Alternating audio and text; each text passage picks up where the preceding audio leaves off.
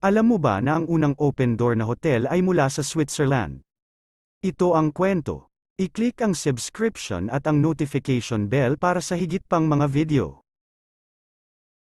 Sa Switzerland sa 2FN, may dumating na dalawang artista na nag-set up ng kama, ang bubong at dingding ay abs. Ito ang kwentuhan, ang hotel na walang bituin kung saan ginawang posible ng magkambal na sina Frank at Patrick Ricla noong 2008. Nangangailangan ng karagdagang kapasidad at pagpipilian ng tuluyan, nagpasya ang lokal na Commune of Sevelen, City Council, na bumaling sa mundo ng sining upang tumulong sa pagbabago ng Swiss nuclear bunker sa abot-kayang tirahan, na humahantong sa pagsubok sa gabi noong Oktubre taong 2008. Inaangkin ng mga artista na ang konsepto nito ay natagpuan ang mga ugat at halaga nito sa ubod ng mundo ngayon ng pagbabago ng pang-ekonomiya, ekolohikal at panlipunang kapaligiran.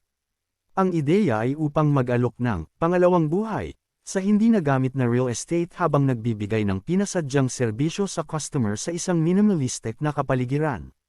Noong 5 ng Hunyo taong 2009, isang Nullstern Hotel prototype ang nagbukas ng mga pinto nito sa Tufan, Appenzell-Erlen, Switzerland, at ginawang museo makalipas ang isang taon noong Hunyo taong 2010, kailangan ng banggit.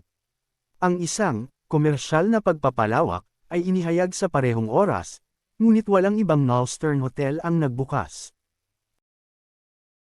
Stay connected to History Untold for more untold facts. Thank you. I-click ang subscription at ang notification bell para sa higit pang mga video.